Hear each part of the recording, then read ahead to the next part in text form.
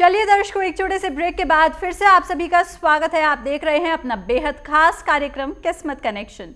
और दर्शकों, आप सभी जानते हैं कि आज हमारे साथ स्टूडियो में मौजूद हैं प्रसिद्ध ज्योतिषाचार्य एवं आध्यात्मिक गुरु श्री राजकुमार पांडे जी। यहाँ पे गुरु जी हमें बहुत सारी बातें बता रहे हैं, हमारी समस्याओं का समाधान दे रहे हैं और साथ ही साथ ज्ञान से परिपूर्ण बातें बताकर आज हमारे दिन को खुशनुमा भी बना रहे हैं। इसी प्रकार की चर्चा से हम आपको रूबरू कराते रहेंगे और आपको इसके साथ ही वैवाहिक जीवन को कैसे मधुर बनाया जाए, कैसे अपने संबंधों को सुधारा जा सकता है, ये सारी जानकारी भी देंगे। लेकिन 10:19 पर फिलहाल आप सभी को सीधे लिए चलते हैं अभी रायपुर में हमारे साथ आज संवाददाता सुरेंद्र मौजूद हैं। गुरुजी सुरेंद्र, बहुत बहुत स्वागत है आपका। बताइएगा आपके साथ जो दर्शक है इनका नाम क्या है और साथ ही साथ इनकी बर्थ डिटेल्स भी दीजिएगा। हमारे साथ में साधक हैं, चलिए हम उन्हीं से पूछते हैं कि वो अपने परिवार। हाँ जी, नमस्कार आचार्य जी। जय श्री राम। जय श्री राम। हाँ जी, मेरा नाम जयशंकर यादव है जी। जन्म तिथि बताएं। मैं अपने बच्चे के बारे में कुछ पूछना चाहता हूँ। जी बिल्कुल, जन्म तिथि बताएं। बच्चे के बारे में मैं पूछना चाहता हूँ जी। 30 जनवरी जी 2008। टाइम बताइएगा। जी जी 8:30 बजे रात को जी। 8:30 बजे। जन्म का स्थान? जी जी इसके मतलब फ्यूचर के बारे में मैं जानना चाहता हूँ। जन्म स्थान बता दीजिए। कहना नहीं मानते, ठीक से। जन्म स्थान रायपुर जी। रायपुर।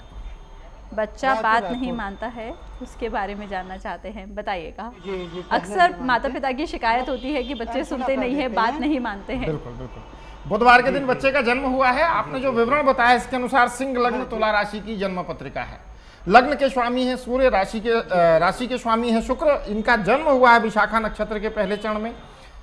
वैसे तो विशाखा नक्षत्र में उत्पन्न सभी जातक कम्युनिकेशन स्किल बहुत अच्छा होता है इनका।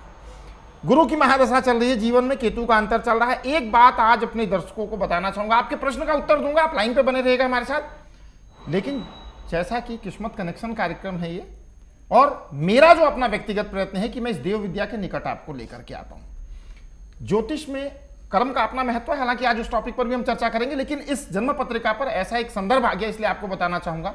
बच्चा जन्म से लेकर 4 वर्ष की आयु तक अपने माता के पूर्व जन्म के सत्कर्म का सुख उपभोग करता है या कष्ट भोगता है, क्योंकि ज्योतिष कर्म में बहुत विश्वास करता है। इसीलिए प्रारब्ध ज्योतिष का एक महत्वपूर्ण विषय है। 4 वर्ष से 8 वर्ष की आयु तक बच्चा अपने पिता के सत्कर्मों के कारण सुख या कष्ट दोनों में से जो भी प्राप्त हो वो प्राप्त होता है। 8 वर्ष से लेकर 12 वर्ष की आयु तक बच्चा अपने पूर्व जन्म के प्रारब्ध, देखिए प्रारब्ध की बात आ गई, इस जन्म में जो करेंगे उसका भुगतान अगले जन्म में करना है। अच्छा करेंगे अच्छा मिलेगा, बुरा करेंगे बुरा मिलेगा। बहुत बार ऐसे सुनने में आता है जी महाराज कलयुग चल रहा है, ये तो यहां तो कुछ भी करो जी कुछ नहीं, आजकल पापी आगे बढ़ते हैं, सर्वथा मिथ्या बात है। उनका अंत कैसे होता है ये ध्यान रखिएगा। ईश्वर के घर देर जरूर है पर अंधेर नहीं। 12 वर्ष के पश्चात मनुष्य के अपने इस जीवन के कर्म आरंभ होते हैं जो अगले जीवन की भी दिशा और दशा निर्धारित करते हैं। बच्चे की जन्म पत्रिका में एक जो स्थितियां यहां पर बन रही हैं, यहां पर मैं बहुत स्पष्ट आपको कहना चाहूंगा, बच्चे को गाइड करने की आवश्यकता है। बच्चा जिद्दी शरारती जरूर है लेकिन समयानुसार इसमें परिवर्तन होगा। जन्म पत्रिका बहुत अच्छी है लेकिन पंचम भाव की स्थितियां कुछ इस प्रकार हैं जहां पर यह बच्चा ना शरारतों में ज्यादा मस्तिष्क लगाएगा, कंसंट्रेट नहीं कर रहा स्टडी पर। वहां पर आपके मार्गदर्शन की आवश्यकता है। एक काम करना है बहुत छोटा सा आपको, यदि करेंगे तो बहुत आश्चर्यजनक लाभ मिलेगा। एक 5 मुखी एक 6 मुखी रुद्राक्ष बच्चे को धारण करवाएं, ये तो तात्कालिक रूप से करवा दें आप, और विस्तार पूर्वक इस बच्चे की जन्म पत्रिका पर चर्चा करें। विश्वास माने, माता पिता होने के नाते आप लोगों का दायित्व है कि आप बच्चे को सही दिशा निर्देश दें, सही मार्गदर्शन प्रदान करें, क्योंकि जिस इमारत की नींव मजबूत होती है उस पर स्ट्रक्चर और ऊपर तक भी ले जाया सकता है, लेकिन यदि नींव ही कमजोर होगी तो फिर आगे आप स्ट्रक्चर को मजबूत कैसे बना सकते हैं और मजबूती कैसे आएगी। शिक्षा हमारे जीवन में एक अहम पड़ाव होता है हमारे जीवन का, और यदि अच्छी महादशा मिली हो तो शिक्षा दीक्षा भी अच्छी होती है। इसलिए ज्योतिष में प्रायः मैंने अपने हर एक कार्यक्रमों के दौरान कहा है कि बाल्यावस्था में अच्छी महादशाएं एक अच्छी शिक्षा का बैकग्राउंड बना देती हैं जिससे हम अपने जीवन में सफल होते हैं। तो इनको करना क्या है, एक 5 मुखी एक 6 मुखी रुद्राक्ष धारण करवाना है तात्कालिक रूप से, और विस्तार पूर्वक इस बच्चे की जन्म पत्रिका पर चर्चा करें। आप लोगों की टीवी स्क्रीन पर लगातार हमारे ज्योतिष सहायता नंबर फ्लैश हो रहे हैं जिस पर आप हमारे विद्वान ज्योतिषियों से विस्तार पूर्वक चर्चा कर सकते हैं। बिल्कुल गुरुजी, तो यहाँ पे जैसा कि आप सभी देख रहे हैं गुरुजी की तरह आपने कभी किसी को इस तरह से आपकी कुंडली का विश्लेषण करते हुए नहीं देखा होगा।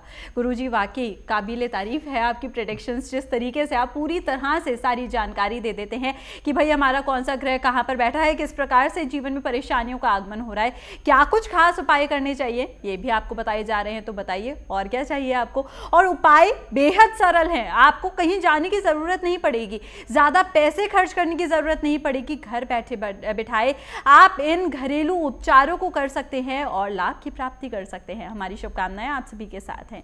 इसी के साथ आगे बढ़ेंगे, लेकिन आगे बढ़ने से पहले एक छोटा सा सवाल आपसे करना चाहूंगी। गुरुजी, जैसा आप जानते हैं हमारे इस कार्यक्रम का नाम किस्मत कनेक्शन है। ये बताइए, किस्मत को तो आज लोग अपने आप से कनेक्ट कर ही रहे हैं अपने अपने बारे में जानकर, लेकिन जब हम बात करते हैं कर्म के बारे में, तो ये बताइए कर्म और किस्मत क्या मायने रखती है। अगर किस्मत में लिखा है तो हमें वो मिलेगा, या कर्म करने से हम अपनी किस्मत को बदल सकते हैं, क्या आपकी मान्यता है इस विषय पर? बिल्कुल, इस संदर्भ में जरूर मैं अपने सभी दर्शकों से चर्चा करना चाहूँगा। भाग्य तो एक विषय है ही ज्योतिष का, हम अपने भविष्य को जानते हैं, हमारा प्रारब्ध क्या है। लेकिन प्रारब्ध में जैसा कि मैंने कहा है कि पूर्व जन्म के हमारे कर्म भी हमें बहुत मदद करते हैं या हमारे जीवन में व्यवधान उत्पन्न करते हैं। लेकिन कर्म एक विचारणीय विषय रहा है भारतीय संस्कृति का, और भारतीय संस्कृति कर्म प्रधान संस्कृति है। आपने देखा होगा जितने भी अवतार हुए हैं इसी भारत भू पर हुए हैं, कर्म भूमि है। मैं ही नहीं कहता, बाकी के भी देश हैं, लेकिन वो कहीं ना कहीं भोग भूमि, मेरी दृष्टि में भोग भूमि है। भारत की जन्मभूमि, हमारे देश की धरती कर्म भूमि है। यहीं पर अवतार जन्म लेना पसंद करते हैं, यहीं पर सारे अवतार होते हैं और कर्म करने की प्रेरणा देते हैं। हमारे धार्मिक ग्रंथ, आज आपने देखा होगा समाज के भीतर तरह तरह के इस प्रकार की घटनाएं हो रही हैं जो हृदय को कहीं ना कहीं झकझोर कर रख देती हैं। हम बच्चों को बहुत सी शिक्षा दिलाने का प्रयास करते हैं, मेडिकल में भेजना चाहते हैं, इंजीनियरिंग में भेजना चाहते हैं, IT में भेजना चाहते हैं, लेकिन नैतिक शिक्षा देना भूल जाते हैं।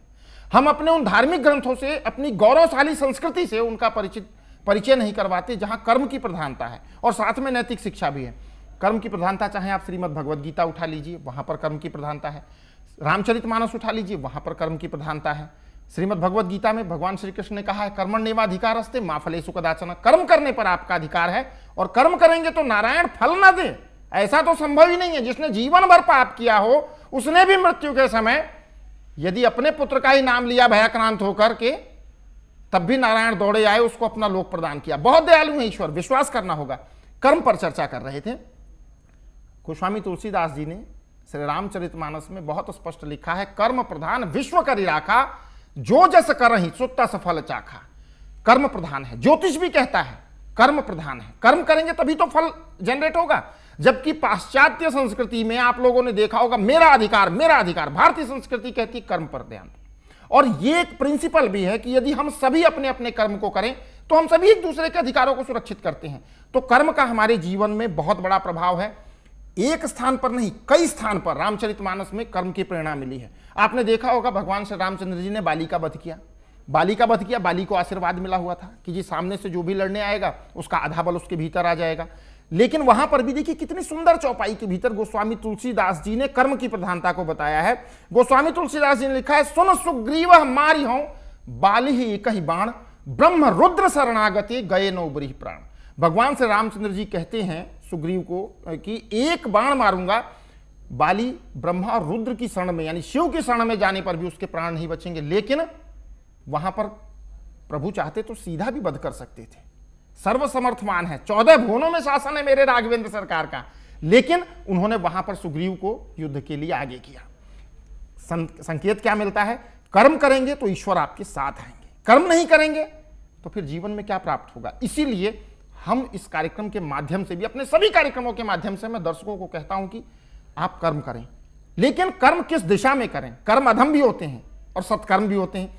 हम आपको उस रास्ते पर चलाएंगे जिस रास्ते पर चलकर आप अपने जीवन में अपने लक्ष्य को प्राप्त कर पाएंगे। कर्म प्रधान संस्कृति, चर्चा तो बहुत करनी है, लेकिन दर्शकों को प्रतीक्षा करवाना भी अच्छी बात नहीं है। बिल्कुल गुरुजी। तो यहाँ पे दर्शकों, जैसे कि आप सभी ने अभी अभी सुना है कर्म के बारे में, भैया अगर कर्म करेंगे तो फल अवश्य मिलेगा। और आप सभी को पता है कि जब भी हम मेहनत करते हैं गुरुजी, उसका फल हमेशा मीठा ही होता है, और थोड़ा सा इंतजार भी करते हैं तो भी उसका मीठा फल ही आपको चखने के लिए मिलता है। जैसे कि आप पूरे कार्यक्रम में इंतजार करते रहते हैं, भाई वो समय कब होगा जब आप सभी के सामने वो अचूक प्रयोग आएगा, वो उपाय आएगा जिसको आप करके अपने जीवन में खुशियां भर सकते हैं। तो चलिए, इंतजार की घड़ियां बहुत जल्द समाप्त होने वाली हैं, क्योंकि बहुत जल्द यहाँ पे 10-19 का वो खास उपाय आप सभी के सामने आने वाला है, जो आज आपके वैवाहिक जीवन में मधुरता लाएगा, आज आपके वैवाहिक जीवन को सुखद बनाएगा, आपको बताएगा क्या ऐसे अचूक प्रयोग आप सभी को करने की आवश्यकता है। और साथ ही साथ दर्शकों, आज के जो उपाय होंगे बेहद खास होंगे, तो इसीलिए मैं आपको यहाँ पे ये हिदायत देना चाहती हूँ कि आप लिख तो नहीं पाएंगे जल्दी जल्दी, लेकिन हाँ, आप स्क्रीनशॉट जरूर ले सकते हैं। मोबाइल को तैयार करके बैठिएगा कि कब आपके सामने वो उपाय आएंगे और किस तरीके से आप जल्दी से उन उपायों का स्क्रीनशॉट लेकर उन उपायों को जल्दी जल्दी कर सकते हैं। गुरुजी, यहाँ पे बातें बहुत सारी होती हैं करने के लिए। आज मैं आपसे ये भी जानना चाहूंगी कि अगर वैवाहिक जीवन में प्रॉब्लम्स आती हैं, मैरिड लाइफ में प्रॉब्लम्स आती हैं, तो क्या उसके पीछे ग्रहों की भी कोई चाल होती है या नहीं? नहीं, देखिए बिल्कुल ये बात एकदम सत्य है, और मैं अपने कार्यक्रम के माध्यम से बोलता भी हूँ। देखिए, एक सबसे बड़ी बात जो हमें ध्यान रखना है, हम एक मिट्टी का घड़ा भी खरीदते हैं, तभी उसमें पानी भरकर ये देखते हैं कि कहीं इसमें क्रैक तो नहीं है, कहीं फूटा तो नहीं है। लेकिन जब वैवाहिक संबंध बनाने जाते हैं तो हम इस और विशेष, जो एक बहुत अहम पहलू है, उधर ध्यान नहीं देते। अपने घर में, हमारे घर कंप्यूटर पड़ा है, लैपटॉप पड़ा है, उसमें हम लड़के लड़की की date of birth, time of birth, place of birth डाल के गुण मैच करते हैं। साहब 28 गुण मिल रहा है, विवाह करो। और मैंने देखा है कि 28 गुण के बाद भी 2 माह में तलाक हो गया। क्यों हुआ ऐसा? ग्रहों का प्रभाव है। गुण मैच करना गलत बात नहीं है, पहला स्टेप है, लेकिन जन्म पत्रिका पर विस्तार पूर्वक सूक्ष्म अध्ययन करने की आवश्यकता होती है कि आने वाले समय में कहीं आपस में महादशाओं में कंफ्लिक्ट तो नहीं होगा। यदि महादशाओं में कंफ्लिक्ट होगा तो फिर वैचारिक मतभेद की स्थिति उत्पन्न होगी।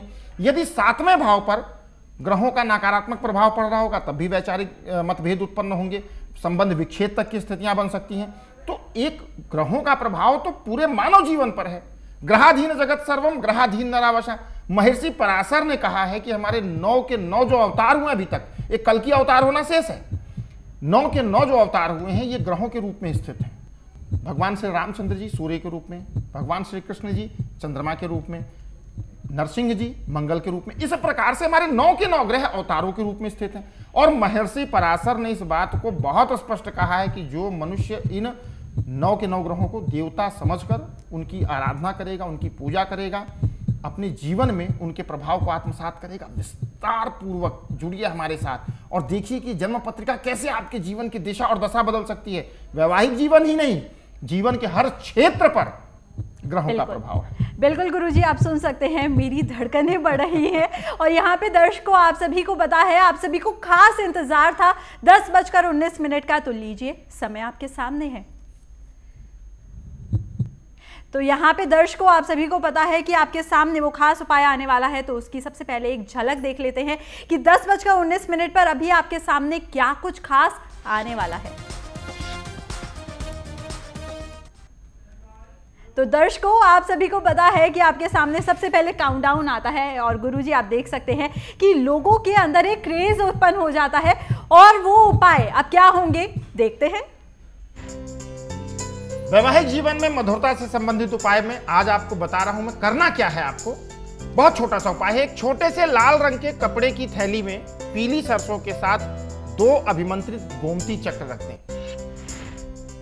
अब एक तत्पश्चात थैली को बंद करके अपनी अलमारी में रख दें तथा किसी भी मास के पहले सोमवार को अशोक वृक्ष के पास जाकर धूप दीप से पूजा अर्चना करके अपनी समस्या का निवेदन कर जल अर्पित करें। तत्पश्चात 7 पत्ते तोड़कर, अशोक वृक्ष के 7 पत्ते तोड़कर अपने घर ले आएं और उन्हें घर के पूजा स्थल में रखकर उनकी पूजा करें। अगले सोमवार को पुनः यह क्रिया दोहराएं तथा सूखे पत्तों को मंदिर अथवा बहते हुए जल में प्रवाहित करें।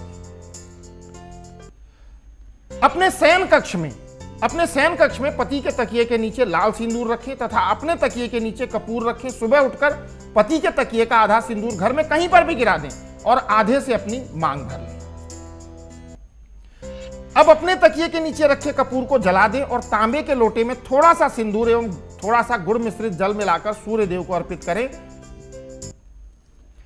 कम से कम यह प्रयोग 1 सप्ताह तक करें। यानी संक्रांति के समय जब सूर्य देव अपनी अगली राशि में प्रवेश करते हैं, उस समय रविवार को छोड़कर बाकी सभी दिन गौमूत्र का छिड़काव अपने घर में अवश्य करें और सुबह घर के मुख्य द्वार पर 1 लोटा जल डालकर हल्दी से स्वास्तिक एवं ओम बनाएं। अचूक उपाय है, अवश्य करें, लाभ मिलेगा।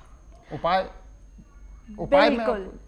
तो यहाँ पे दर्शकों, जैसे कि आप देख सकते हैं, ये थे आपके सामने कुछ अचूक प्रयोग जिनको आप कर सकते हैं अपने वैवाहिक जीवन को खुशहाल बनाने के लिए। पूरे एपिसोड हम इंतजार करते हैं क्या होंगे वो उपाय। तो लीजिए, समय आया तो आपके सामने वो उपाय भी आ गए। इसी तरह से जब समस्याएं आती हैं तो सही समय आने पर सही मार्गदर्शन भी आपको मिल जाता है। फिलहाल इसी के साथ सीधा जाएंगे अब इंदौर, जहाँ पे हमारे संवाददाता अभिषेक मौजूद है। अभिषेक, बहुत बहुत स्वागत है इस कार्यक्रम में आपका। बताइएगा आपके साथ जो दर्शक हैं, इनका नाम क्या है और साथ ही साथ इनकी बर्थ डिटेल्स भी दीजिएगा। आचार्य जी प्रणाम। हमारे साथ आज राजेश स्वामी जी हैं जी, जिनका जन्म दिनांक है 9 जून 1968 जी, जन्म का समय है रात 12:22 जी, और जन्म का स्थान है महू, मध्य प्रदेश। अब हमारे साथ राजेश जी हैं जो गुरुजी आपसे प्रश्न पूछेंगे। जी राजेश जी। जी। आचार्य जी प्रणाम। आयुष्मान भव, सदा सुखी मेरा रहें। प्रश्न ये था कि मैं एक संगठन के लिए काम करता हूँ, बाल मित्र मंडल, और उसके द्वारा मैंने अनेक लोगों के बाल हृदय योजना में लोगों के काम करवाए, मुख्यमंत्री योजना से। उसके अलावा अनेक प्रकार की तीर्थ यात्राएं और उसके अलावा बहुत सारे सार्वजनिक जीवन में काम किए। लेकिन उसके तत्पश्चात भी मुझे उसका कुछ अच्छा वो नहीं मिलता है, बल्कि मैं देखता हूं तो मेरे चाहने वाले कम, बल्कि मेरे विपक्ष में खड़े होने वाले ज्यादा लोग मिलते। यही मेरा प्रश्न है। बिल्कुल, आपके इस प्रश्न का उत्तर जरूर दूंगा और साथ ही दर्शकों के सामने भी एक बहुत रोचक विषय उत्पन्न होगा आज, क्योंकि किस्मत कनेक्शन कार्यक्रम है ना। यहाँ पर मैं आपको केवल आपके प्रश्न का उत्तर नहीं दूंगा, ज्योतिष के नजदीक लेके आऊंगा। जब नजदीक आएंगे इस देव विद्या के तो जानेंगे इसके प्रभाव को और जीवन में आत्मसात कर आश्चर्यजनक लाभ प्राप्त करेंगे। आपकी जन्म पत्रिका मेरे समक्ष जो बनकर आई है, मीन लग्न की जन्म पत्रिका है आपकी और जन्म राशि भी आपकी मीन है। यानी लग्न और राशि दोनों के स्वामी बृहस्पति हैं। आपका जन्म उत्तरा भाद्रपद नक्षत्र के चतुर्थ चरण में हुआ, शनि का नक्षत्र है।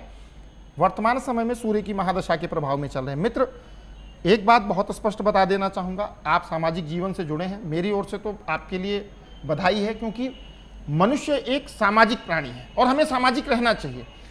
एक पशु भी भोजन ग्रहण करता है, वो सारे कार्य करता है जो हम करते हैं, लेकिन हमारे भीतर एक विशेषता होती है कि हमारे भीतर विवेक है, बुद्धि है।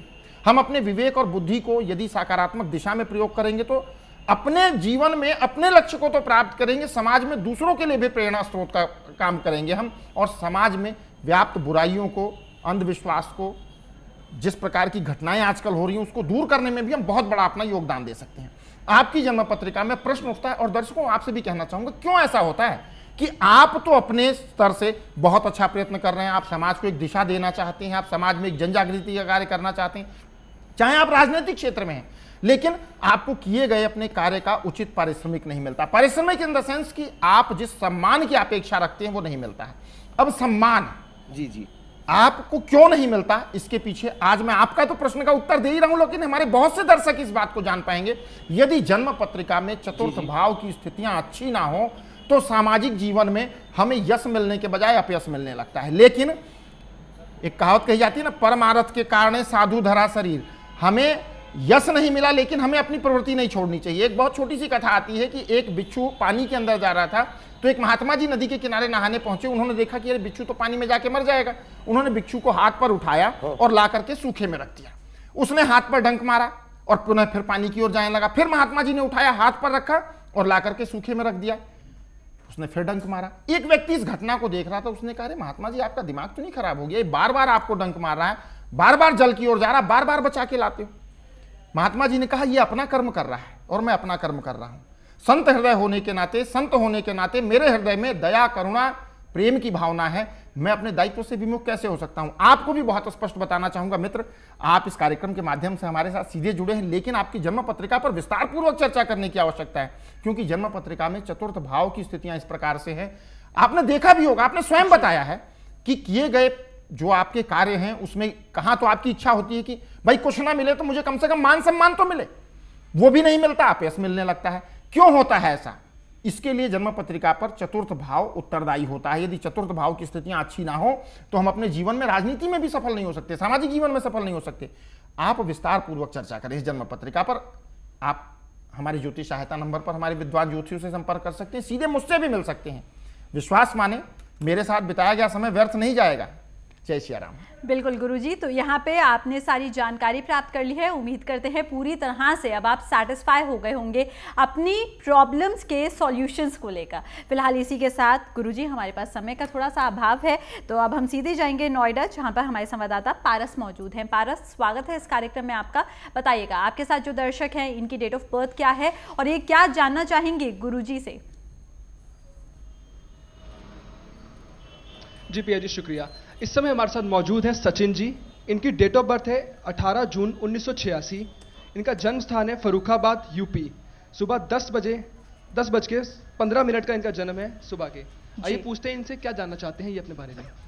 गुरुजी प्रणाम, मैं सचिन बोल रहा हूँ फरगाव से। मेरा सवाल है कि मैं करियर के बारे में क्या सफलता मिलेगी, फाइनेंशियल प्रॉब्लम की जो भी प्रॉब्लम है वो कैसे दूर होंगी, प्लस जो हमारे जीवन में कोई बाधाएं हैं वो समाधान चाहता हूं सर। बिल्कुल बिल्कुल, आपके मैं प्रश्न का उत्तर दूंगा मित्र। और विश्वास माने हमसे जुड़े हैं तो जीवन की दिशा और दशा दोनों बदलेगी।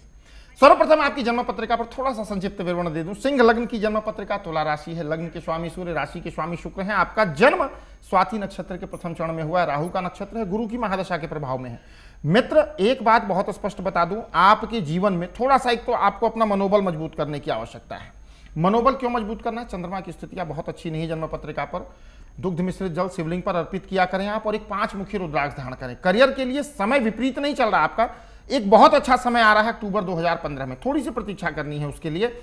अभी जीवन में थोड़ा सा उतार चढ़ाव आएगा, लेकिन इसके लिए क्या करें? और भी छोटे छोटे ऐसे अचूक उपाय जो हमारे जीवन की दिशा और दशा बदल सके। आपको ही पता है कार्यक्रम समाप्ति की ओर है हमारा, इसलिए विस्तार पूर्वक इस जन्म पत्रिका पर चर्चा न करके अपनी वाणी को यहीं पर विराम दूंगा। लेकिन आप कार्यक्रम के पश्चात भी हमारे ज्योतिष सहायता नंबर पर लगातार जुड़े रह सकते हैं, हमारे विद्वान ज्योतिषियों से विस्तार पूर्वक चर्चा कर सकते हैं। बिल्कुल, तो यहाँ पे दर्शकों सारी जानकारी आप सभी को मिल चुकी है। आपको पता चल चुका है कि अगर आप गुरुजी से व्यक्तिगत तौर पर मिलना चाहते हैं तो इन नंबर्स पे आपको संपर्क करना होगा। और साथ ही साथ गुरुजी की जो बातें थी उनसे हमें ये इशारा मिल भी चुका है कि यहाँ पे अब वक्त हो चला है आप सभी से आज के लिए विदा लेने का। तो आज के लिए बस इतना ही, हमें दीजिए इजाज़त। लेकिन जाने से पहले गुरुजी तहे दिल से आपका शुक्रिया करना चाहूँगी आज। नमस्कार। जय श्री राम।